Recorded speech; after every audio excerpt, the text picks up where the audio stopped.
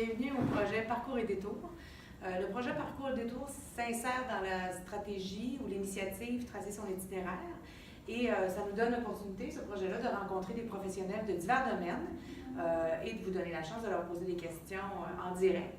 Et donc, on va s'entretenir aujourd'hui avec Catherine Bisson. Salut! Alors, Catherine, tu vas me dire ce que tu fais. Où est-ce que tu travailles? Qu'est-ce que tu fais dans la vie? Je travaille à l'Institut du Savoir Montfort, qui est une organisation au sein de l'hôpital Montfort. Puis, je suis l'adjointe exécutive du chef de la direction. OK. Alors, toi, ça fait combien de temps que tu es là? Ça va faire 2 ans au mois de juin. OK. Et l'Institut du Savoir Montfort, qu'est-ce que c'est exactement? Qu'est-ce que ça fait? Bien, c'est l'organisation qui est responsable de tout ce qui est aspect hôpital universitaire au sein de l'hôpital Montfort. Donc, l'hôpital Montfort, c'est un hôpital universitaire. Donc, l'Institut, c'est nous qui est responsable de rentrer tous les résidents qui font leur stage à l'hôpital Montfort. Puis, on s'occupe aussi de tout ce qui est l'aspect recherche à l'hôpital. OK. Et là, toi, tu es là depuis combien de temps? Ça va faire presque 2 ans. OK. Raconte-moi, qu'est-ce que ça fait? Tu me dis que tu es une adjointe exécutive d'une direction. Oui. Alors, qu'est-ce que ça fait, une adjointe exécutive? Bien, je suis responsable du quotidien de mon patron, qui est extrêmement occupé, évidemment. Donc, ses réunions, s'assurer qu'il y a toute l'information qu'il a besoin quand il va à ses réunions. Je m'occupe aussi de tout ce qui est notre conseil d'administration. Ça fait que ça, c'est nos rencontres, toute la documentation, les règlements généraux. Vraiment, c'est comme un peu de la gestion de projet. Je m'occupe de différentes enveloppes de choses au courant de chaque jour. Que ce soit mon patron, que ce soit le conseil de la direction ou si j'organise les Journées Montfort, qui est une grosse conférence médicale. Puis j'organise aussi le Gala du mérite, qui est notre célébration de reconnaissance des employés. Donc, c'est très multidimensionnel. Oui, on dirait beaucoup de choses différentes. OK. Alors, qu'est-ce qui t'amène, dans ton parcours, qu'est-ce qui t'amène à occuper cette fonction-là? C'est quoi les autres éléments de ton parcours qui t'ont mené là, finalement? Ben, honnêtement, moi, j'ai commencé en tourisme. Je travaillais dans la région, j'habitais dans la région du Niagara, je parlais français, c'était comme évident de travailler dans ce domaine-là. Puis, j'étais aussi beaucoup impliquée dans la FESFO secondaire, ce qui m'a donné beaucoup de qualités de leadership, puis que j'ai toujours aimé cet enthousiasme, j'ai toujours été enthousiaste. Ouais. Puis après plusieurs années dans le domaine touristique, j'ai décidé d'aller faire mes études universitaires en Nouvelle-Écosse, en administration. Puis de là, j'ai commencé à travailler en gestion d'événements. Okay. Que je faisais beaucoup quand je travaillais en tourisme. On organisait des fêtes pour les hôtels, ces choses-là. Puis j'ai fait de la gestion d'événements, des conférences, des rencontres pendant 10 ans au moins, 10-12 ans. Puis je commençais à être tannée d'organiser des événements. Puis un ancien patron qui m'a demandé de venir travailler avec lui à l'Université Carleton. Puis ensuite au Collège Algonquin. Puis là, j'ai juste réalisé que tout ce que je savais d'organisation d'événements, c'était très semblable à l'organisation à l'administration, à la gestion de projet. Puis pour qualité tu avais besoin comme adjointe exécutive, il faut que tu sois organisé, il faut que tu sois discrète, il faut que tu sois capable de maintenir des échéanciers. Il faut être capable de parler à des gens de tout niveau, etc. Okay. Donc, j'ai fait ça pendant quelques années, puis ensuite, je me suis fait recruter par un chasseur de tête pour l'hôpital.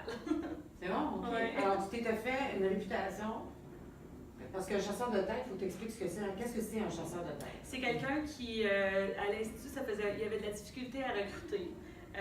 En particulier parce que c'est pas facile de trouver quelqu'un qui est assez francophone pour travailler dans un poste où il faut vraiment que ton français soit excellent, comme adjointe exécutive. Ça fait qu'évidemment, l'hôpital, c'est un hôpital qui opère 100% en français, mais dépendant des rôles, ton français peut être à différents niveaux. Mais pour un poste comme ça, ça faisait longtemps qu'ils cherchaient quelqu'un, puis il y avait de la difficulté à combler le poste, donc ils ont embauché une agence pour leur demander de l'aide. Puis c'est une agence avec laquelle j'avais déjà fait affaire pour trouver d'autres postes.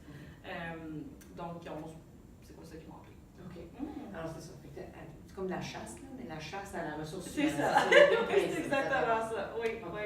Alors tu es partie du domaine du tourisme, dans la vallée, dans Niagara, ensuite en événement. Oui. Alors, quelles sont les compétences que tu es allée chercher du tourisme? Parce que tu dis, là, j'ai mis mes compétences à contribution.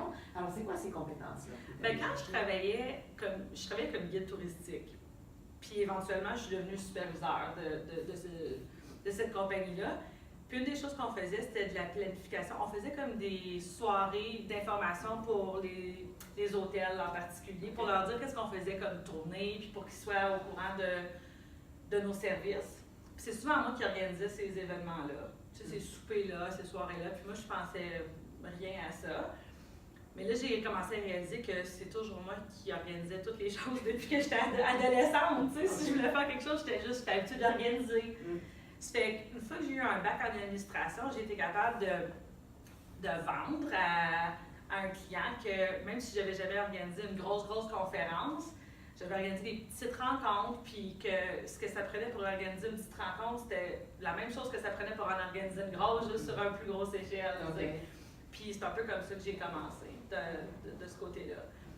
Puis j'ai utilisé plus ou moins la même chose quand je suis rentrée dans le domaine administratif, parce que moi, quand j'entends le mot administratif, je pense toujours secrétaire. Je pense toujours, je vais être là, je vais taper des procès-verbaux, je vais répondre au téléphone, je vais photocopier des documents. C'est quasiment ça que je pensais, puis ça m'intéressait pas. Mais ce que j'ai réalisé, c'est que dans le monde d'être adjointe exécutive, c'est un rôle qui est plus stratégique, tu as plus de projets, tu as plus de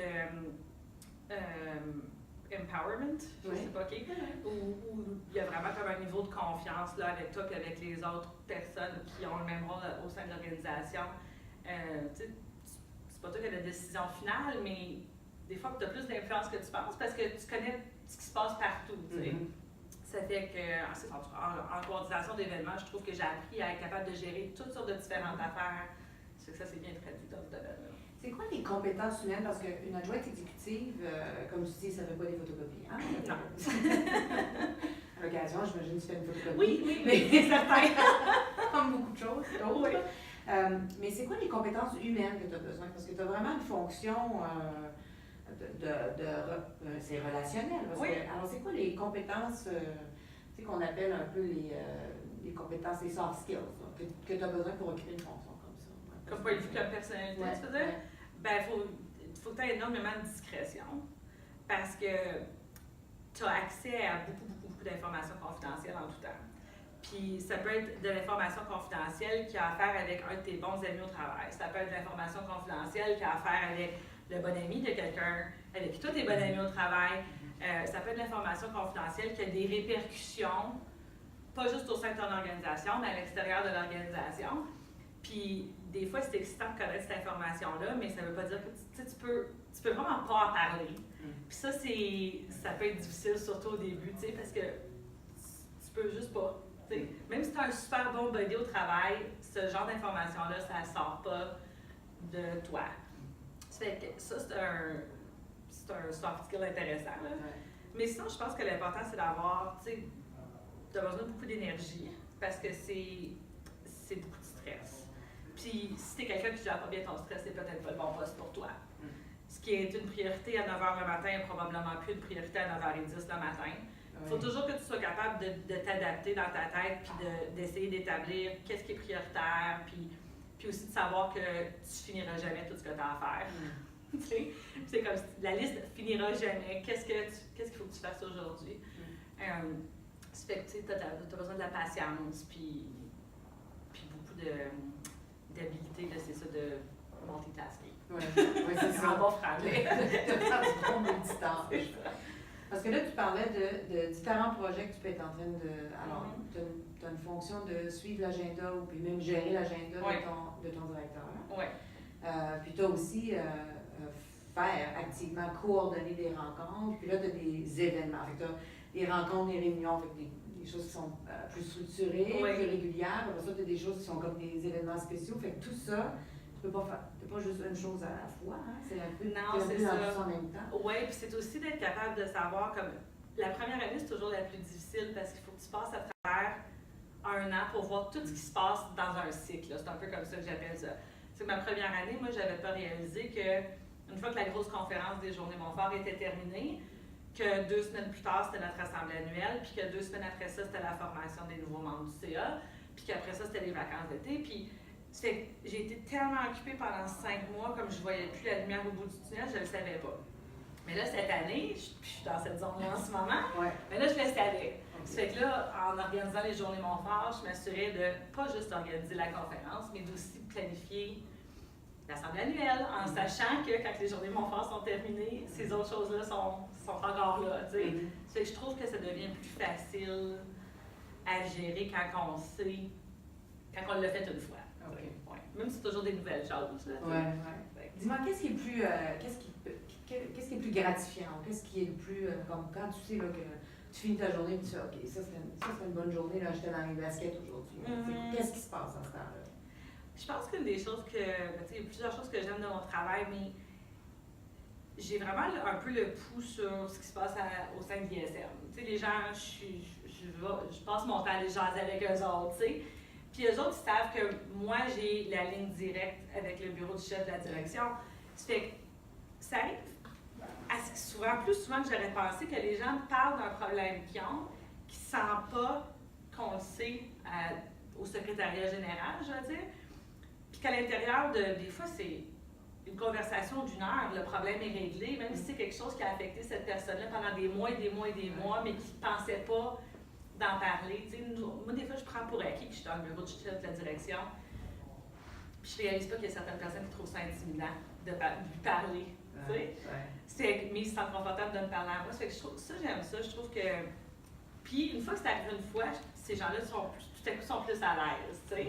Fait que ça, c'est probablement ce que je trouve le plus gratifiant. À part le fait qu'on accomplit beaucoup de travail et tout ça, mais de ce côté-là, c'est le fun de voir que quelqu'un qui a peut-être eu de la difficulté en a plus. C'est ça. Ou qui comprennent ce qui se passe de l'autre côté quand ils ne le voient pas. Et vice-versa. Fait que ça te donne beaucoup beaucoup d'influence, beaucoup de possibilités d'action, juste par ça, là, être capable d'appuyer quelqu'un comme ça. Oui, je pense que oui. Qu'est-ce qui fait que, qu'est-ce qui est stressant ou qui est plus difficile, là, comme un défi que tu as vécu? Bien, évidemment, quand on est dans un monde hospitalier, il y a énormément de règles, puis de politique, puis des fois, c'est frustrant de voir des choses qui ne peuvent pas arriver aussi rapidement qu'on aimerait que ça arrive, tu sais. Ça fait que contrairement à l'industrie, au secteur privé, dans lequel j'ai toujours travaillé, des petits bureaux où il y a 5 personnes qui prennent des décisions, puis si on veut faire quelque chose, on prend la décision puis on le fait. Puis si ça ne fonctionne pas, ben on a des conséquences puis on apprend. Mais dans un monde hospitalier, ça ne fonctionne pas comme ça. On travaille avec des fonds publics, on ne peut pas juste faire ce qu'on veut. Même si nous, on pense que c'est une super bonne idée, ça ne veut pas dire que les autres départements vont penser que c'est une bonne idée. Ça fait que ça, c'est vraiment un ajustement à notre méthodologie, à comment on travaille. Mais en même temps, c'est un peu une opportunité d'apprendre à connaître les autres secteurs. Puis l'ISM, naturellement, c'est un organisme qui est très innovateur. Ça fait qu'il y a une opportunité là d'essayer de changer les choses, mais il n'y a rien qui arrive rapidement. C'est un peu ça que je veux dire. Il faut comprendre qu'une grosse machine, des fois, ça ne bouge pas aussi vite. Exactement. Au privé, surtout quand c'est ça.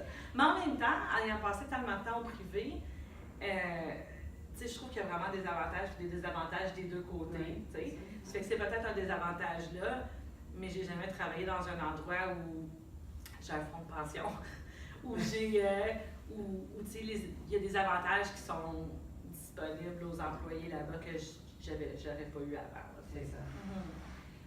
Dis-moi, qu'est-ce que tu aimes de cette organisation-là? Rappelle-moi, ISM, ça veut dire? Institut du savoir Montfort. Okay. Alors, qu'est-ce que tu aimes, toi, d'être dans cette organisation? Bien, je pense que c'est juste toute la culture du savoir. C'est une organisation qui est responsable pour tout ce qui est formation. Donc, la culture de l'environnement, c'est naturellement qu'ils veulent que leurs employés apprennent et grandissent et progressent. Okay. C'est que même si au sein de l'organisation, il n'y a pas tant d'opportunités que ça pour devenir gestionnaire puis directeur parce qu'on est juste un certain montant, moi, en moins de 2 ans, mon poste a grandement changé. C'est le poste traditionnel pour lequel j'avais été embauchée, adjointe exécutive, est devenu « Ah, t'aimes ça organiser des conférences? Ah, ben on a besoin de quelqu'un qui planifie cette conférence-là. Est-ce que ça te tente de le faire? OK. » Puis on ajuste, puis ils font ça pour plusieurs... C'est un peu la... Ils veulent vraiment garder leurs employés motivés, puis en sachant que la base de ton rôle ne changera peut-être pas pour les 5 prochaines années, mais si tu as des intérêts qu'on peut ajouter dans ton rôle, ben ils l'encouragent. C'est ça, je trouve ça vraiment intéressant parce que je me tanne facilement. Puis, tu sais que j'aime ça toujours apprendre, puis faire des choses différentes. Puis je trouve qu'ils nous donnent vraiment l'opportunité de faire ça là. Fait que tu resterais là encore? Oui, très longtemps. Puis c'est vraiment bizarre pour moi de dire ça parce que c'est d'habitude au bout de 2 ans, quelque part, je suis comme OK, là, je trouve que j'ai tout fait ce que j'avais à faire. Puis là-bas, je trouve que j'ai juste de commencer. C'est que je me vois vraiment rester. Fait que là, dis-moi, t'as 15 ou 16 ans, puis t'es à Confédération, Oui. à Women, dans l'école secondaire Confédération. Là, tu t'imagines faire quoi, toi, dans la vie, là, comme tu sais, où est-ce qu'elle se voit, Catherine, qui a 15-16 ans? Honnêtement, j'avais vraiment pas d'idée. Ah. Comme j'avais aucune idée à 15-16 ans ce que je voulais faire. La seule chose que je sais, c'est que j'aimais pas beaucoup l'école. J'aimais pas les cours obligatoires. Quand je suis rendue en 13e année, qu'il n'y a plus maintenant, j'ai préféré ça un peu parce que j'ai pu choisir mes cours. Mais étant vraiment impliquée dans la fast food, les choses que j'aimais, évidemment, c'était le leadership. Puis la seule chose que je me souviens de penser, c'est « Ah, je pourrais ouvrir un camp de leadership ». Ça, j'avais pensé à ça à 15-16 ans. Puis que j'avais un peu tourné ça comme en team building. Là. Mais tu sais, je trouve que pour moi, c'était vraiment important de travailler puis d'apprendre à connaître différents domaines parce que ce que je connaissais au secondaire, il n'y en avait pas beaucoup qui m'intéressaient. OK. Fait que là, tu as découvert quoi dans ce... Oui, est-ce qu'il y a une question? Oui, nous avons une question. Ici, on demande comment est-ce que tu as fait pour choisir tes études en administration si tu n'avais pas nécessairement d'idée ou qu'est-ce que tu voulais faire plus tard? C'est une très bonne question. En effet, j'ai commencé mes études en tourisme.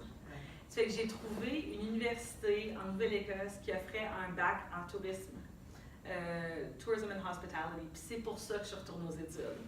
Mais après la première année, j'ai réalisé que ça faisait 8 ans que je travaillais en tourisme, puis je trouvais que je l'avais déjà faite. C'est que j'avais pas besoin d'apprendre comment gérer un hôtel, j'avais déjà travaillé dans un hôtel, puis de là, j'ai changé en administration. Parce que c'était un cours, ce cours de tourisme-là, qui était vraiment fondé sur l'administration. J'ai juste réalisé que c'était un bac qui me donnerait plus de flexibilité quand j'allais graduer qu'un bac en tourisme qui était peut-être trop spécifique. Ouais. Fait que c'était vraiment pour t'ouvrir des portes sans trop savoir. Oui. Ouais, OK. Fait que tu t'en allais vers... OK, fait que ce que j'entends, c'est que ça t'a emmené vers l'administration parce que tu voulais apprendre. Alors, tu voulais pas réapprendre ce que tu savais déjà. C'est ça. Fait que tu voulais ouvrir tes horizons sur quelque chose sans trop savoir exactement là où ça te mènerait. Plus ou moins. Mais honnêtement, c'est drôle parce que autant que j'étais vraiment pas bonne étudiante au secondaire. C'est pas parce que j'étais pas intelligente, c'est parce que ça me tentait pas. Ouais. Honnêtement, là. Mais quand je suis rentrée à l'université, j'avais comme des A dans tous mes cours. Parce que là, j'avais travaillé, j'avais appris des choses, c'était beaucoup plus facile. Parce que je reconnaissais les choses que je faisais dans mes tâches régulières, peu importe dans le domaine, dans ce que j'apprenais à l'école. Puis ça m'intéressait beaucoup plus aussi. J'ai oublié de le dire au début, mais j'arrive pas. Vous postez les questions et Isabelle va nous partager vos questions, comme ça vous pourrez les poser en direct.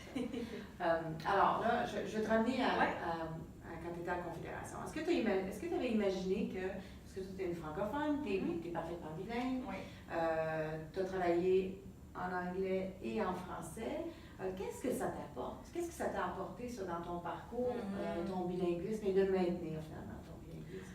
Bien, c'est intéressant la question parce que j'ai toujours travaillé juste en anglais, jusqu'à récemment. Puis j'étais toujours la personne au travail qui était ce que j'appelle comme la token francophone. Tu sais? Ça fait que toutes les fois qu'il fallait que quelqu'un fasse la traduction ou de la correction, c'était à moi qui demandais. Mais ce que je n'avais pas réalisé, c'est qu'en déménageant en Nouvelle-Écosse pendant 7 ans, puis en parlant de moins en moins français, j'ai jamais perdu mon français dans le sens que toute ma famille est francophone, mais j'habitais dans des environnements qui étaient 100% anglais. Puis le seul français que je parlais, c'était au téléphone avec mes parents.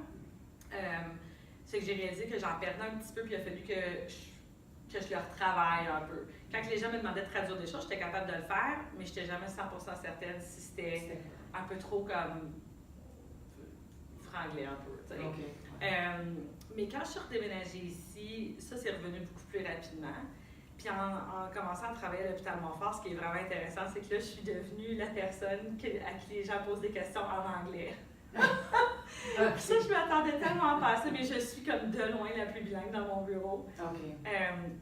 Ça fait que, mais ça a été vraiment une période d'ajustement, mais une que j'ai beaucoup, ça m'a fait peur un peu au début, mais une que j'ai beaucoup appréciée. Parce que quand j'ai commencé, j'avais presque peur de rédiger un courriel en français. Tu sais, j'étais tellement plus habituée, j'avais jamais travaillé dans un domaine professionnel. C'est toutes les tournures de phrases, toutes les façons professionnelles d'adresser les gens, toutes ces choses-là, j'avais aucune idée.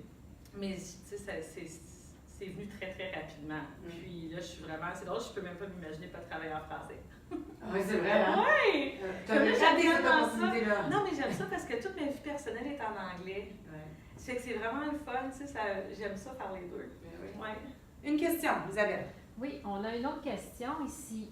Donc, en raison de ton parcours du secondaire et de ton succès à l'université, est-ce que tu dirais que c'était une bonne idée de travailler avant de poursuivre tes études, dans le fond, de faire des études, d'aller prendre une expérience professionnelle, puis ensuite retourner à l'université ou dans un établissement postsecondaire? Oui.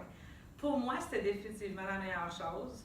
Je pense que même mes parents l'ont reconnu, les deux m'en avaient parlé et avaient dit peut-être que ça te ferait du bien.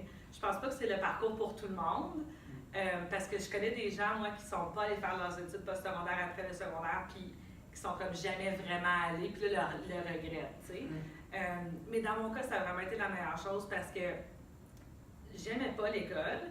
Puis je savais pas ce que je voulais faire, puis en travaillant, tu sais, puis j'ai voyagé, j'ai fait un échange en Russie avec Jeunesse Canada Monde. En faisant toutes ces choses-là, ça m'a ouvert beaucoup de portes, puis je pense que ça m'a permis quand je suis retournée finalement aux études, j'étais prête, je voulais être là, c'était vraiment mon focus. Ça fait que pour moi, ça m'a beaucoup aidé. Puis comme j'ai dit, ça a rendu mes cours, puis mon apprentissage beaucoup plus facile que ça l'aurait été à 17 ans.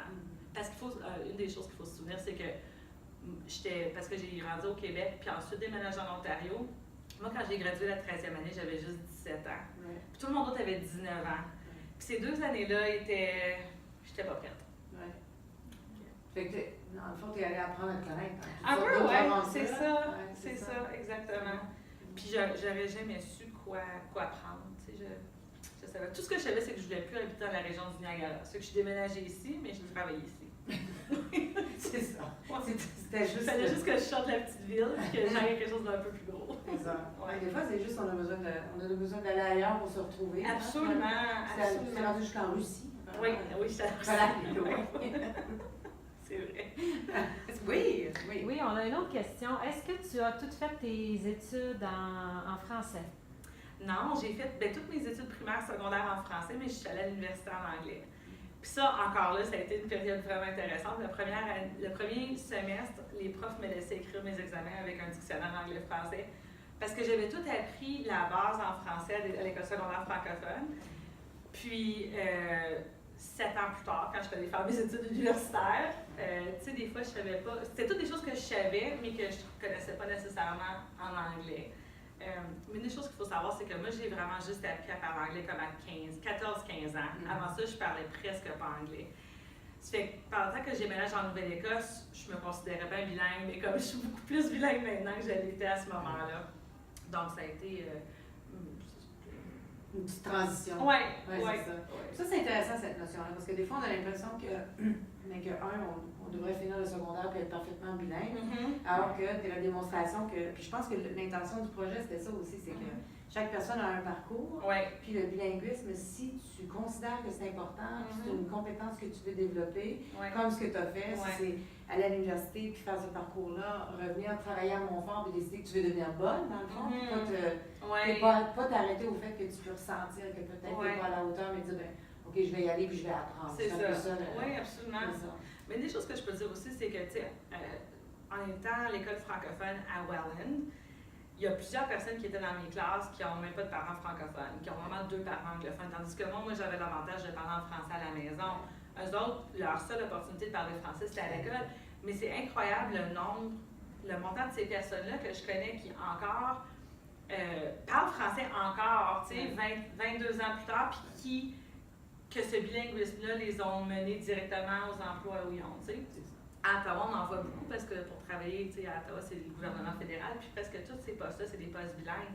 Ça fait que même si leur français n'est pas excellent, ça ne dérange pas. Ils sont bilingues, ils comprennent le français, ils sont capables d'écrire le français, puis ça leur ouvre beaucoup plus de portes. Surtout dans cette plus pratique, plus tu développes. Exactement. Oui. Oui, nous avons une autre question. Dans le cadre de ton travail au quotidien, est-ce que tu utilises le français et l'anglais à peu près moitié-moitié ou...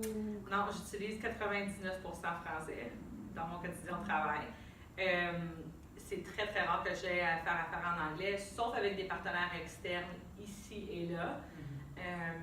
Mais non, c'est presque tout en français. Même les logiciels de nos ordinateurs sont en français. Ça, j'avais trouvé ça très difficile au début. Parce que j'étais tellement habituée d'utiliser la suite Office en anglais. Ça veut dire quoi, fichier? Mais ouais, non, c'est presque 100% en français. C'est un hôpital bilingue, mais l'outil de travail est en français.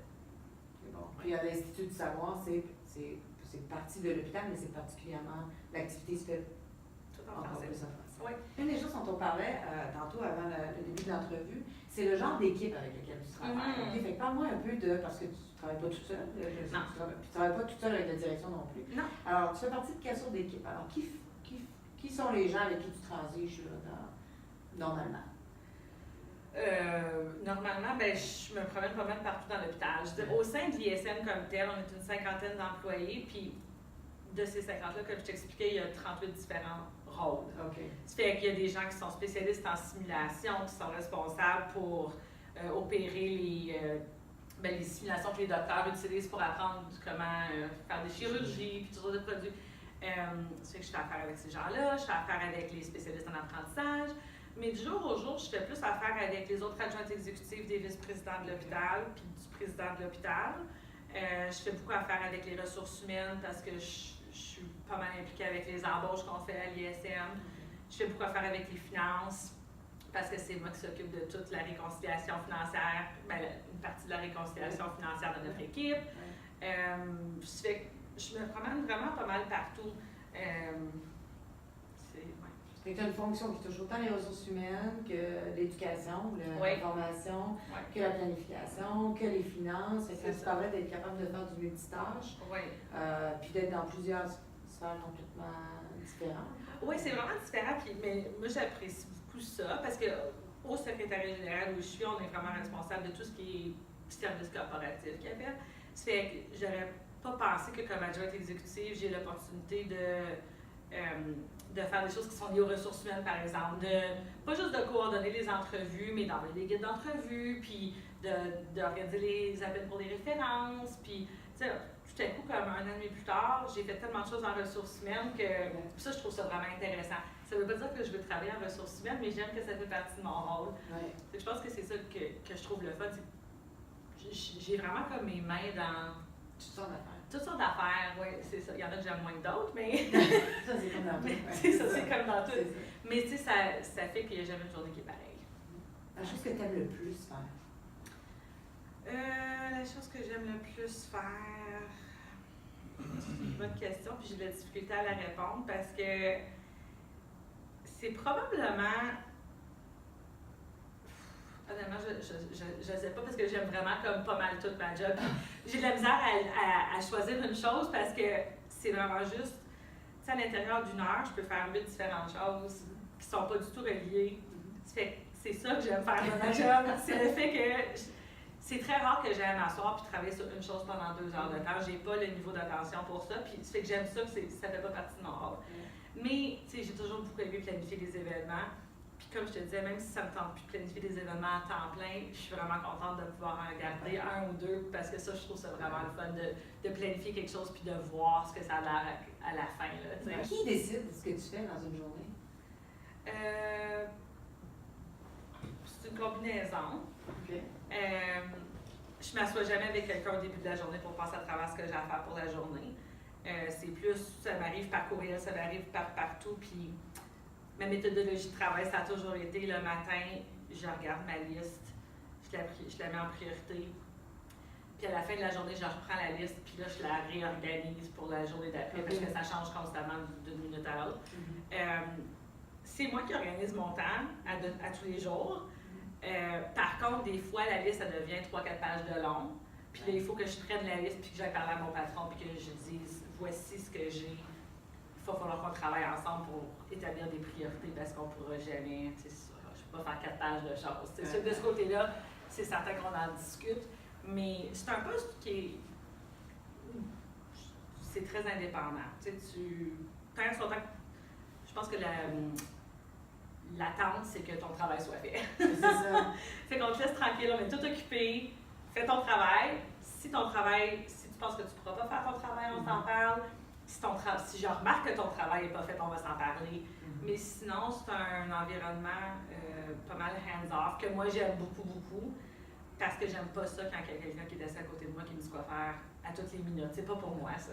Il y a quelqu'un qui aurait l'impression qu'une adjointe exécutive exécute, dans le fond. C'est vrai, mais en même temps, tu as beaucoup d'autonomie selon ce que tu décris. Alors, il faut que tu saches, il faut que tu aies le jugement de prioriser, alors savoir qu'est-ce qui est le plus important pour l'organisation. Parce que même si tu travailles pour la direction, tu travailles pour l'organisation. Exact. Parle-moi Oui, il y a une question. Oui, nous avons une question. On demande ici si tu travailles plus toute seule ou tu travailles plus en équipe. Qu'est-ce que ton travail, dans le fond, il demande là, comme collaboration? Oui, c'est une très bonne question. Je dirais que c'est vraiment une combinaison des deux. À la base, je travaille seule, mais dans mon bureau, on est 4-5, puis on se parle constamment. Tu sais, ça fait que j'ai pas l'impression de travailler seule, mais le travail que j'ai à exécuter est fait seul. À part pour les planifications de conférences et ces choses-là, où vraiment on fait ça par équipe. C'est que j'aime ça avoir la balance des deux aussi. Mais je dirais que comme au jour le jour, c'est un travail plus individuel. Mais c'est comme on va se crier, tu sais, pas du mal, mais comme ça, on va se crier à deux bureaux, là, comme hey, c'était quoi ça encore? Ah, ok, merci! Quand on continue à faire notre travail. C'est que je me sens jamais toute seule dans mon bureau, tu sais. Fait que ça prend, parce qu'il faut que tu aies du relationnel, il faut que tu puisses travailler en relation. Oui. Puis je veux dire, le résultat de ce que j'ai à faire demande souvent de parler à d'autres personnes. Puis il faut que ces personnes-là te connaissent, te respectent, c'est tous des gens qui sont vraiment occupés. Ça fait qu'il faut que tu saches que quand tu leur parles, tu prends de leur temps, tu les déranges parce qu'ils sont vraiment occupés et vice-versa. Mais c'est très... Fait que de ce côté-là, c'est certain que c'est collaboratif.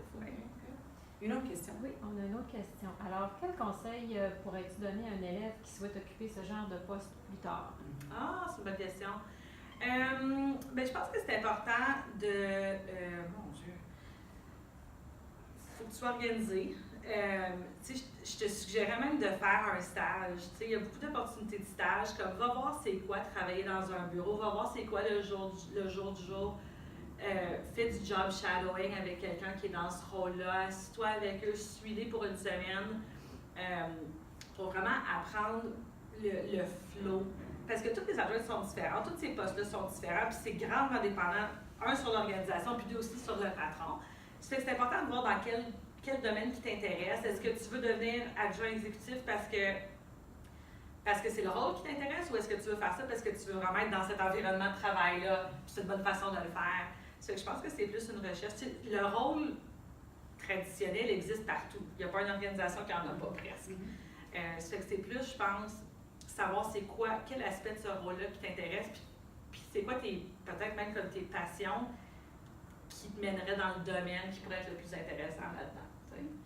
Ça, c'est ça, les passions, les intérêts, les talents, les choses qui... je trouve ça intéressant parce que tu as parlé de la notion de patron. Et il y a autant de direction que d'adjoints ou d'adjointes exécutives. Alors, il faut s'imaginer que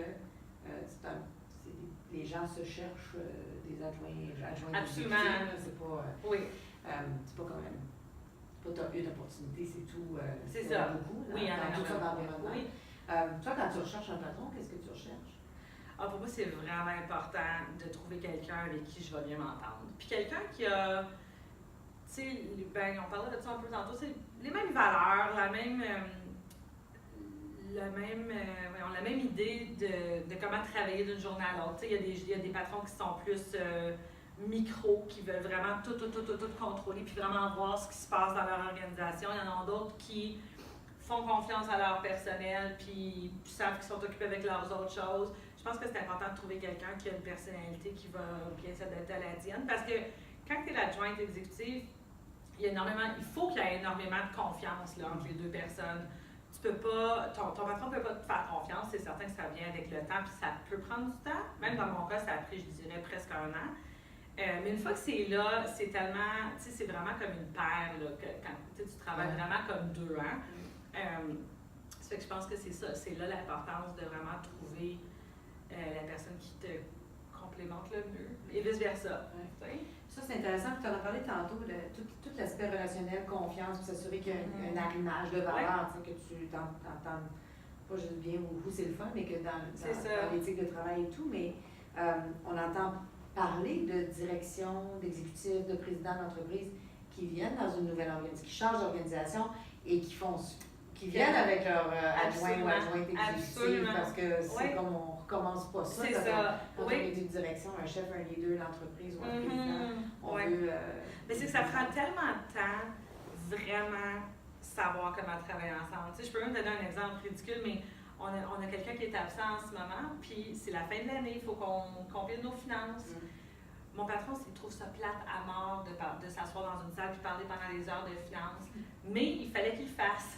Puis je savais qu'il n'aimerait pas ça. Fait que, tu sais, j'ai pris toutes les précautions, j'ai raccourci la rencontre, je me suis assurée que la personne avait exactement les points à discuter, puis rien d'autre parce que c'était pas l'horaire avant. Puis, tu sais, puis je suis certaine que mon patron a préféré, tu sais. Eux autres, ils voulaient une rencontre de 2 heures, je leur ai donné 45 minutes.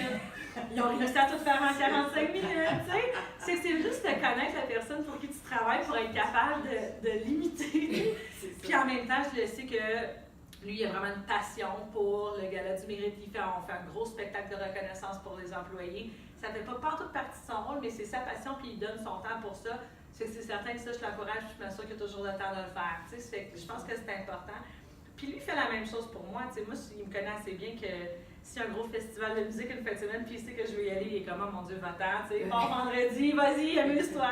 C'est important d'avoir ce rapport-là. Oui, c'est ça. Puis c'est la source de... En fait, c'est tellement proche. Le fait que tu gères son agenda, ça va avoir une influence sur les décisions qu'elle va prendre dans ce cas-ci ou qu'elle prendrait si c'est une direction, une directrice.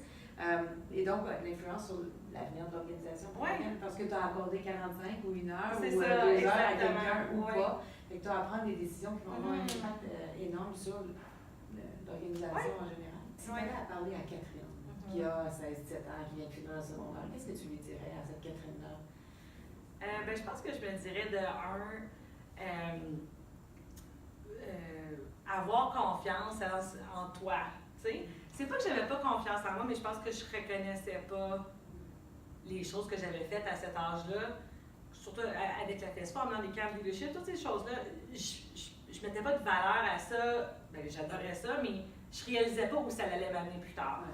Ça fait que je pense qu'il y a la confiance dans tes habiletés, mais aussi juste de savoir qu'il n'y a pas juste des postes traditionnels, puis que tu sais jamais comment tu vas te rendre à quelque part, puis que quand je faisais des demandes pour des postes, je me disais toujours, oh mon Dieu, je sais pas, je peux faire ça pour le restant de ma vie. Puis là, je me suis dit, t'es pas obligé de le faire pour le restant de ta vie. S'il y a un poste qui t'intéresse maintenant, vas-y. Pour 1 an, 2 ans, 3 ans, tu vas voir ça va durer combien de temps. Puis si c'est plus ça que tu veux faire, tu peux aller dans une autre direction. Puis c'est un peu comme ça que j'ai abouti ici, évidemment. Moi, j'étais tellement passionnée du tourisme. J'étais certaine que c'était dans ce domaine-là que j'allais finir. Finalement, je me suis tannée, j'étais allée faire quelque chose d'autre. Puis, on ne sait jamais où on va se rendre, mais finalement, à 40 ans, je trouve que je commence à le savoir. Mais même là, tu sais, je pense que c'est juste c'est pas tout le monde qui est obligé de savoir exactement ce qu'ils veulent faire quand ils vont être plus grands. Ça ne veut pas dire qu'on connaîtra pas des succès. Oui, c'est ça. Qu'on réussira pas, Oui, exactement. C'est bon. Puis où tu te vois maintenant, dans 5 ans, 6 ans, 10 ans? Idéalement comme gestionnaire, ou chargée de projet, là. Parce que je trouve que, tu sais, même si j'ai géré des événements, j'ai fait toutes ces choses-là, mon but, c'est d'aller chercher ma certification PMP, Project Manager Professional, puis de devenir chargée de projet au sein des prochaines années. Dans la même organisation? Oui, dans la même organisation. Oui, absolument. Fait que, il n'est jamais trop tard pour retourner à l'école, hein? Absolument pas, absolument pas. On prend une pause, Oui, absolument. Je veux te remercier, Catherine, de ta Merci grande beaucoup. générosité. Merci. Je veux vous remercier et vous dire qu'on va se rencontrer dans les prochaines semaines. On va rencontrer Graham Fox. Graham Fox est président-directeur général d'une organisation qui travaille dans le domaine des politiques publiques. Puis entre-temps, si vous avez d'autres questions, vous pouvez toujours les envoyer dans l'espace chat et on pourra y répondre. Puis sinon, à la prochaine. Merci. Merci.